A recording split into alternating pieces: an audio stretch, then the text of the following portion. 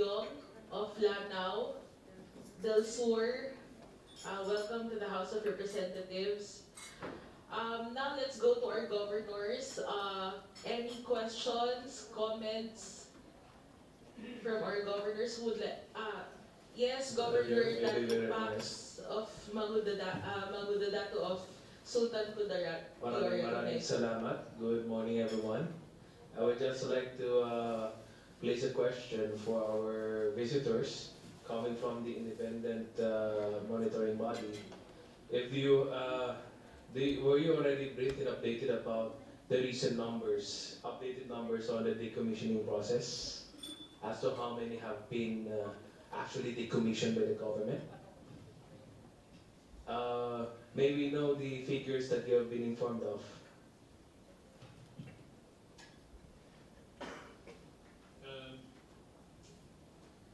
During the first round, during the first part of the third round of decommissioning, the 6,800 combatants were decommissioned. Then there was an interruption linked to the elections and discussions between the peace implementing panels, but with the appointment of the new BTA, the third round was taken up again. So we visited actually the process in Sultan Kudarat at the APA, the processing center. So the independent decommissioning body is now in the midst of proceeding, and the plan is until the end of the year to decommission another 5,500 combatants. Unfortunately, there is no funding available for the remaining 1,300 combatants, which are part of the third round. This is due to budgetary restrictions. You know, the combatants all receive 100,000 pesos cash allocation when they register, when they're verified as decommissioned combatants.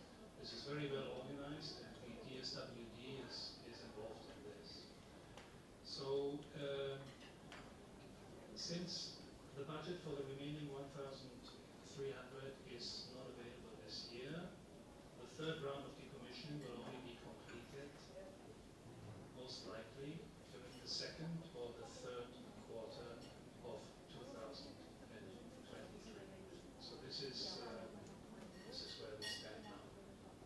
Thank you so much. Just to clarify, so we've only had 2 decommissioning rounds so far. And the first one was around 6,000 members. So, you know, the first round was kind of ceremonial, it was 145 members. The second was 12,000. And the 2 remaining rounds are 14,000 each. And Okay. Out of these 14,000, there will be 6,800 plus 5,500 decommissioned before the end of the year. Just another query, Madam Chair. Is the independent decommissioning body or the independent monitoring team in possession of a list of who these people are who are being decommissioned by the government?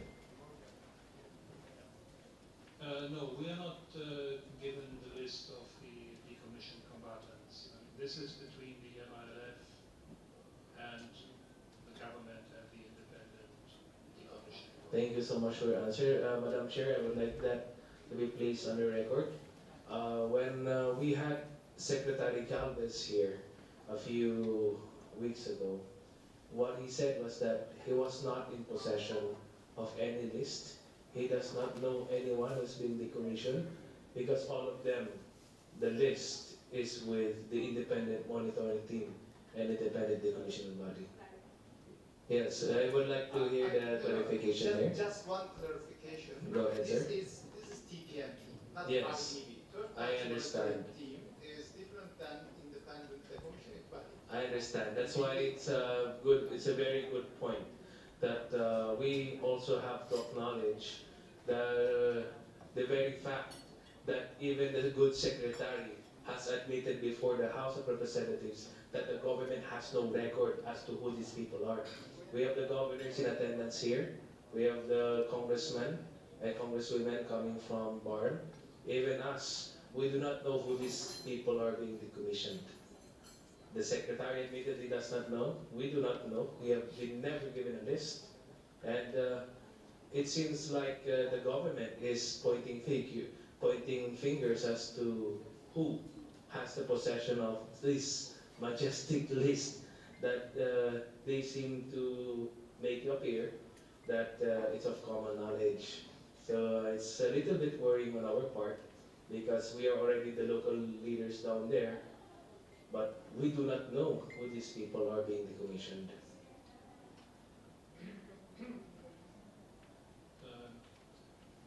Before every round of decommissioning, the MILF is presenting the list to the independent decommissioning body. Then what is taking place at the Assessment and Processing Center in Sultan Kudarat is a verification of the persons that have registered to become decommissioned. So this is a very thorough process. So far there have only been very, very few cases where the identity of the persons on the list could not be objectively verified. Only a very, very small number. So these persons are then handed over, so to speak, to the DSWD. They receive this cash allocation. They also have to fill out a long questionnaire. There's then a follow-up interview, which takes place right away there at the APA in Sultan Kudarat. And it is also planned that there would be further follow-up of identifying the needs of the decommissioned combatants when they return to their camps or villages. So the names of those decommissioned should be known to the government, to the authorities. What the authorities do not yet know are the names for the final round of decommissioning, the fourth round. These names have not yet been submitted. Thank you so much. I would like to just relay the concern of our locally elected leaders, the barangay captains, mayors, the governors.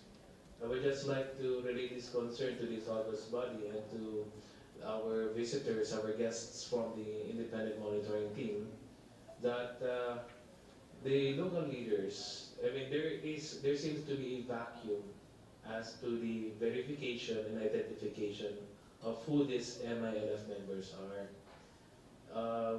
We are the ones who are actually in the ground dealing with them every day. I just would like to make it a point that there is no RIDO in Barn, that the MILF is not involved. Okay. So all of the things like peace settlements, RIDO settlements are being done by the local government units. But the vacuum that I'm referring now is that these local government leaders does not have any role as to the verification or identification of MLF combatants. This is a very worrying concern because the local government is actually there on the ground is not given the role to validate or even verify who these people are.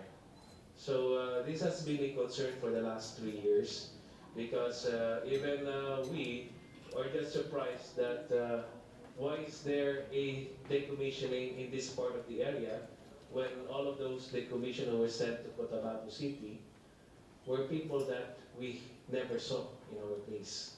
So it's just a concern, Madam Chair, because it seems like the local government units were set aside in this peace process.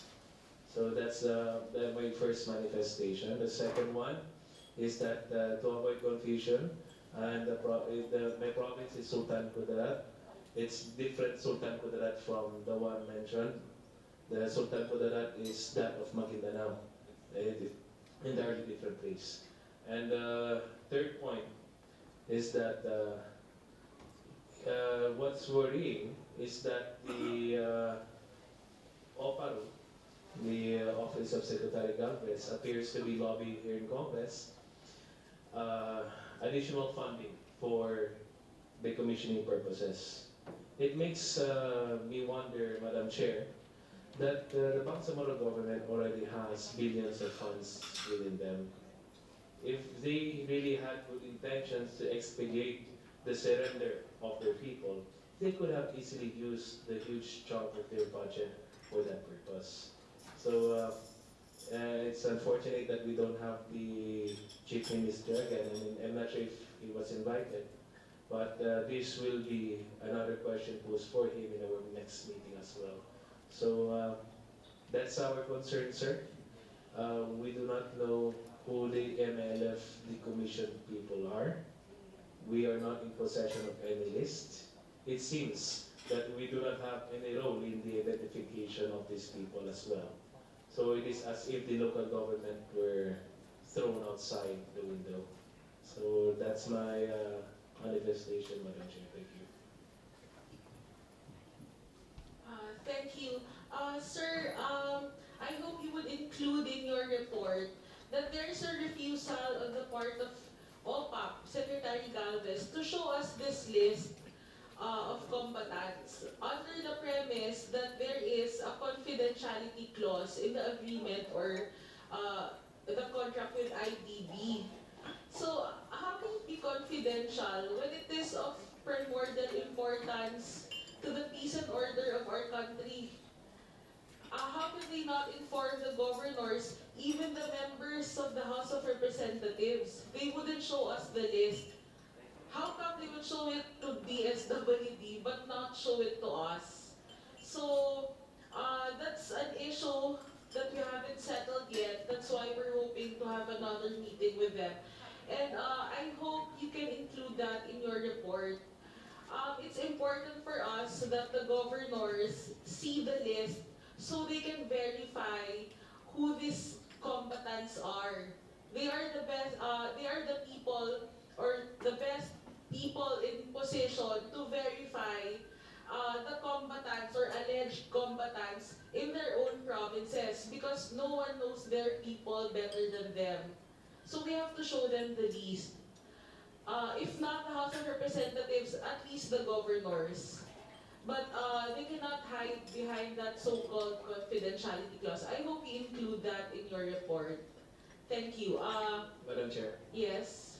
I would just like to make another a manifestation for another concern that I would like to relate to our visitors here.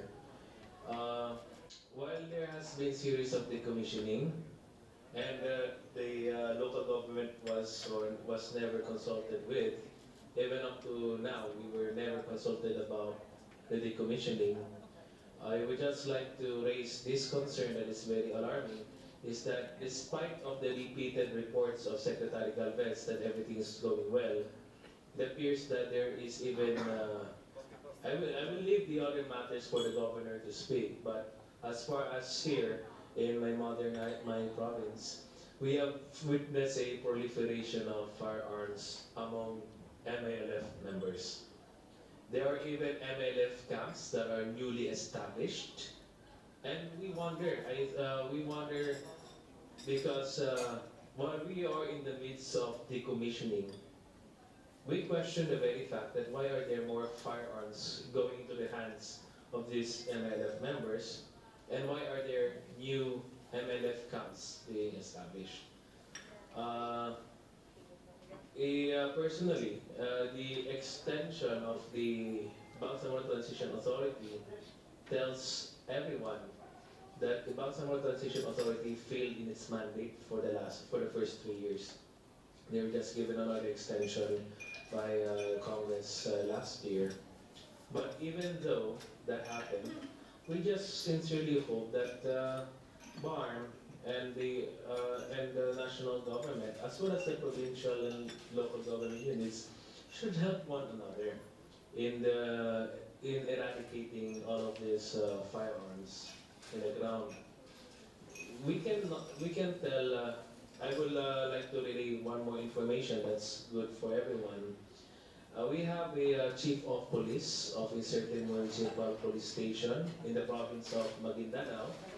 He was doing his roaming duties when he went to a MLF community where he was just doing his rounds for monitoring of security. This is Lieutenant Samson that I am talking about. And it was surprising for the whole government, for the whole country, because this police officer who was just doing his job was killed inside the area of a supposed MLF community. That's one of the triggering concerns that tells everyone that there's something wrong. What was supposed to be decommissioned MLF camp, that's where our chief of police died. And until this very day, the suspects were never found. And it's under the guise, it's in under the defensive cloth of peace process. So the military and the Philippine National Police cannot just come in the MLF camps or MLF communities. So I think that's very good information for everyone to have, is that we actually have a law enforcer who was killed inside the MLF camp found in Ampatuan municipality in the province of Maguindanao. So this tells everyone, again, that there seems to be a problem in the decommissioning or the peace process. So that's it for now, Madam Chair. Thank you so much. Thank you. Chairman Marius. Of course, it's very regrettable if somebody is killed.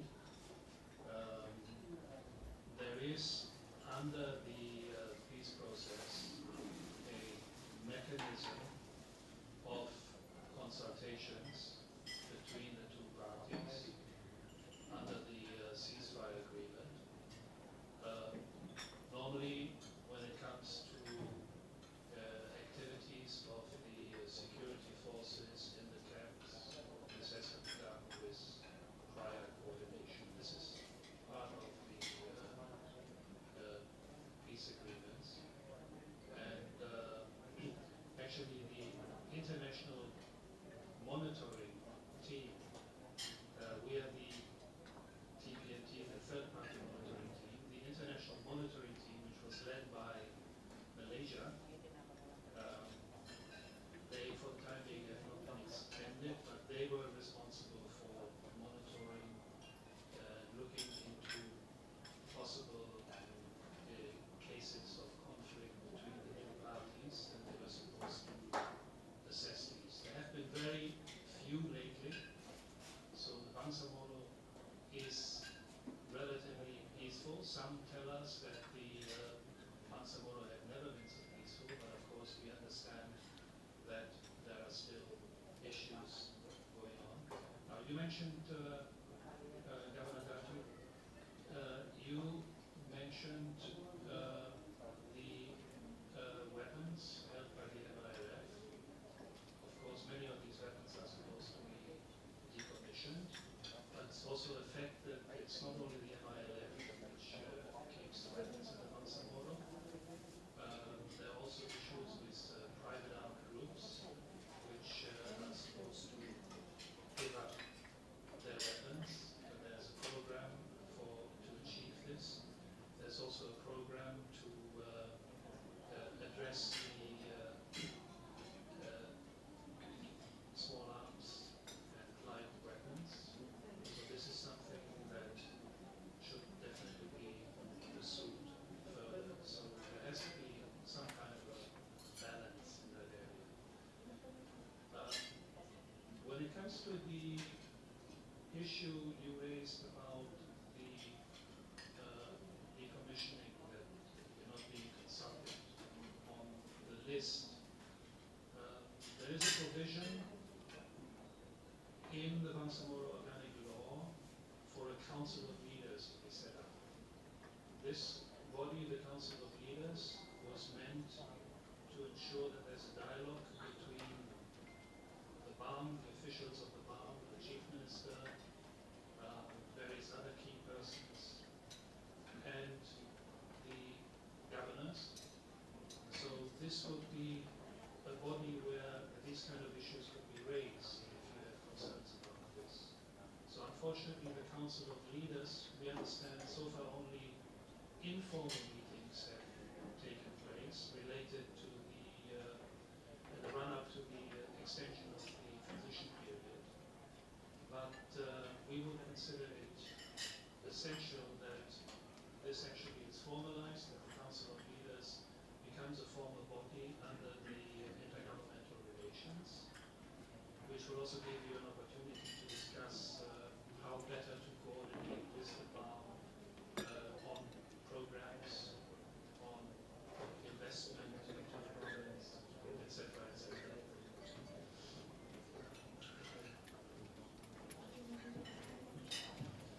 Thank you so much, sir. Uh, there's another concern from our police officers, from the people conducting operations in the ground. One of the reasons why they no longer see it necessary at certain points to consult or to coordinate their moves with the MLF leadership is because a number of MLF members have pending warrant of arrest from the courts of justices here.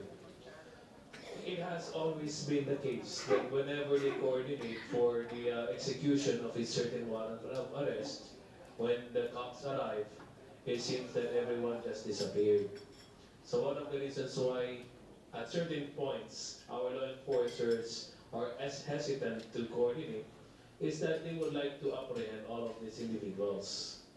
And I think being BARM being now part, MLF being now part of the government, should very much respect that idea that the Philippine National Police and the Armed Forces of the Philippines can conduct its operations in fully decommissioned MLF camps. Meaning to say these camps or these communities now are already part of mainstream society. As they are already part of the mainstream society, the same coverage of the Philippine National Police and Armed Forces of the Philippines must also apply. They need not to coordinate to anyone at the risk of losing their objectives. The other point that I would like to mention is that I will leave it to the other governors to tell what they've witnessed. But so far, when I mentioned that there are proliferation of firearms once again among the MLF members, it's not that they have old antique weapons. They actually have new, better weapons that they've had now than compared before. And another point is with the enactment of the anti-terror law by Congress and the execution of the President, a number of MLF members are actually listed under the anti-terror law initiative. So some of them has already been classified by the government as terrorists. So how are we going to ensure proper coordination with all of this